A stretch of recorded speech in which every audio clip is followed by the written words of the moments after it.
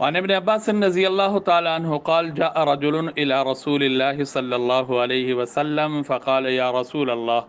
رأيتني الليلة وأنا نائم كأني أصلي خلف شجرة فسجدت فسجدت الشجرة لسجودي فسمعتها تقول اللهم اكتب لي بها عندك أجرا وضع عني بها وزرا واجعلها لي عندك زخرا وتقبلها مني كما تقبلتها من عبدك داود علیہ الصلاۃ والسلام۔ سجدہ تلاوت کی بات چل رہی ہے۔ ویسے دیکھا جائے تو ہمارے عرف میں فرض سجدے کا اس میں اتنی سستی ہے تو سجدہ تلاوت تو خال خال بندے ہی ہوں گے جو اس کا اہتمام کرتے ہوں گے۔ حکم سجدہ تلاوت کا واجب کا ہے، واجب علی الفور نہیں، واجب علی التراخی ہے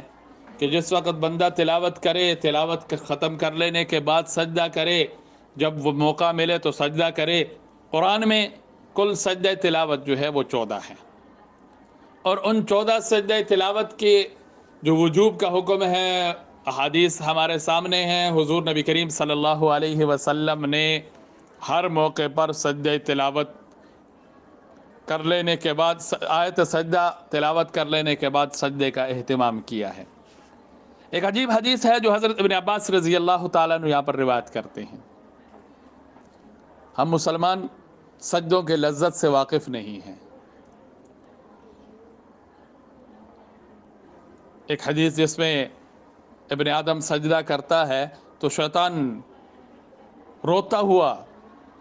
اپنے سر پر مٹی ڈالتا ہے اور یہ کہتا ہے کہ ابن آدم کو سجدے کا حکم ہوا، اس نے سجدہ کیا فلہ الجنہ، اور مجھے سجدے کا حکم ہوا میں نے سجدہ نہیں کیا تو میرے لیے نار، آگ ہے۔ کتنے فضیلت والا یہ عمل ہے، اور کتنا سجدے کے جو دوسری مخلوقات ہے وہ مشتاق رہتی ہیں۔ یہ اللہ نے اس انسان کو یہ فضیلت بخشی ہے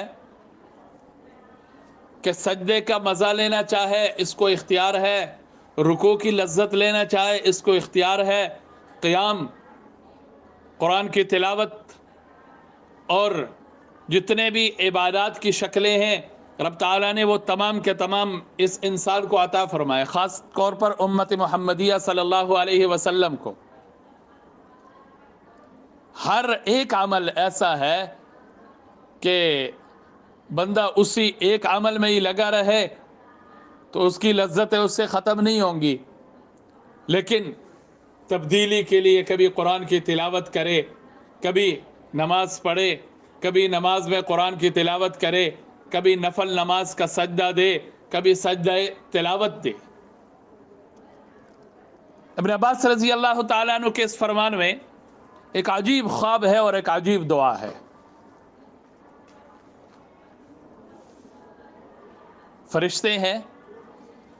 ان کی مخصوص عبارت ہے، جو پیدائش کے وقت سے قیام میں ہے وہ قیام میں ہے، جو رکوع میں ہے وہ رکوع میں ہے، جو سجدہ میں ہے وہ سجدہ میں ہے۔ جو سجدہ میں ہے ان کو رکوع کی لذت حاصل نہیں، جو رکوع میں ہے ان کو سجدہ کی لذت حاصل نہیں۔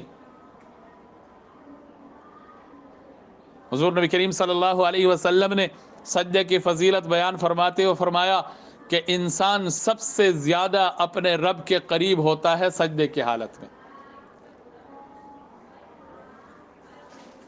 ابن عباس رضی اللہ تعالیٰ عنہ فرماتے ہیں کہ صحابی حضور صلی اللہ علیہ وسلم کے خدمت میں حاضر ہوئے، عرض کیا رسول اللہ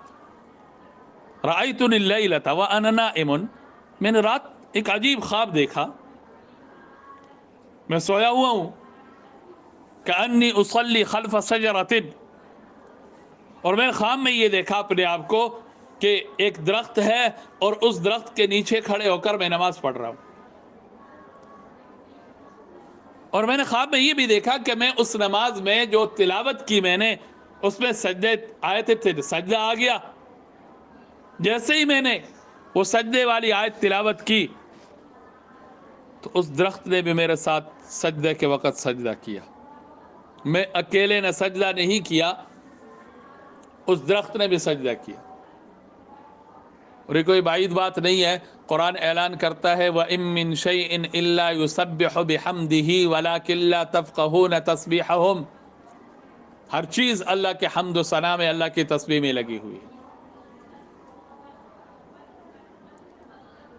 اب اصل جو بات بتلانا چاہتے ہیں اپنے خواب میں، جو انہوں نے دیکھا کہ جب اس درخت نے سجدہ کیا تو میں نے اس درخت کے سجدہ کرتے وقت اس درخت سے میں نے ایک عجیب قسم کی دعا سنی۔ صحابی رسول ہے، عربی دان ہے، اور احادیث میں جو دعائیں ہمارے سامنے آتی ہیں، حضور نبی کریم صلی اللہ علیہ وسلم نے جتنے دعائیں مانگی ہیں وہ تمام کے تمام ہمارے سامنے ہیں، لیکن اس درخت نے سجدے میں، سجدہ تلاوت میں جو دعا کی وہ دعا ہمارے سامنے ہے۔ حضرت ابن عباس رضی اللہ تعالیٰ عنہ فرماتے ہیں، وہ صحابی کہنے لگے یا رسول اللہ، وہ درخت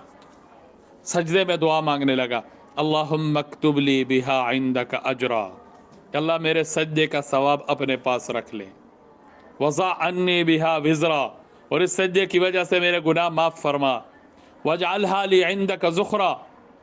اور اس سجدے کو میرے لیے آخرت کا ذخیرہ بنا، وتقبلہا منی کما تقبلتہا من عبدک داؤد علیہ السلام، اور اس سجدے کو ایسا قبول کر جیسے آپ نے اپنے بندے حضرت داؤد کا سجدہ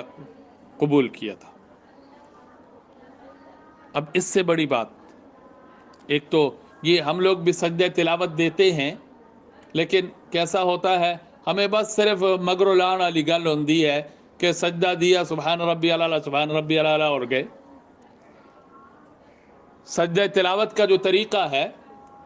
وہی جو ابھی ہم نے حدیث میں پڑھا، اللہ اکبر کہتا ہوا بندہ سجدے میں جائے،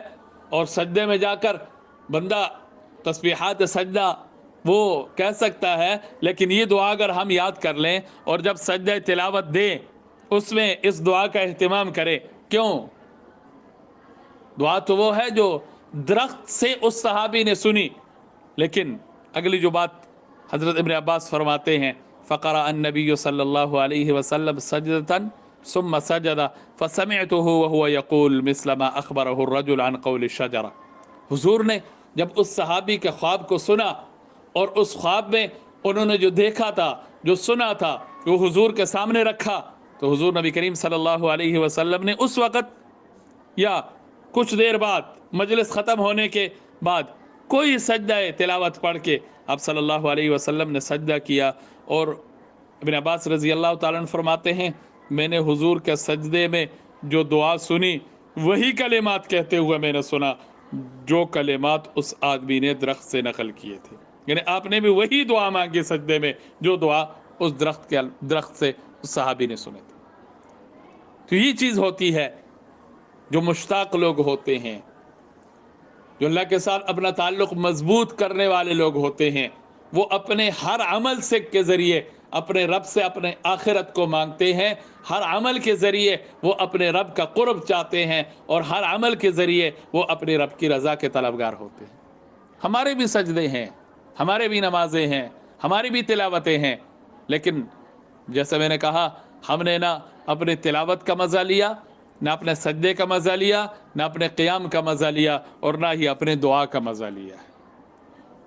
اس لیے ایک تو یہ دعا بندہ یاد کر لے، چلو بار بار نہ صحیح، کبھی کبھار سجدہ تلاوت کرتے ہوئے اس دعا کا بندہ اہتمام کرے، بہت پیاری دعا ہے، بہت جامع دعا ہے۔ اور دوسرا، جیسا میں نے آپ کو کہا کہ اگر کسی کو کوئی مسئلہ پیش آ جائے تو قرآن کریم کے جو 14 سجدے ہیں، ہر آیت سجدہ کو پڑھ کر ہر آیت سجدہ پڑھ لینے کے بعد سجدہ کریں، اور اخیر میں جا کر دعا کریں، تو علماء نے بڑا مجرب لکھا ہے کہ اللہ اس بندے کے اس پریشانی کو، اس مشکل کو، اس مسئلے کو حل فرما دیں گے۔ تو کوشش کرنی چاہیے ہر عمل جو ہمیں نیا ملے ہم اس پر عمل کرنے کی کوشش کریں اور اپنی زندگی کا معمول بنا لیں۔ چلو 14 سجدے ہیں، کسی ایک سجدہ کے کرتے وقت ہم اس دعا کا اہتمام کر لیا کریں۔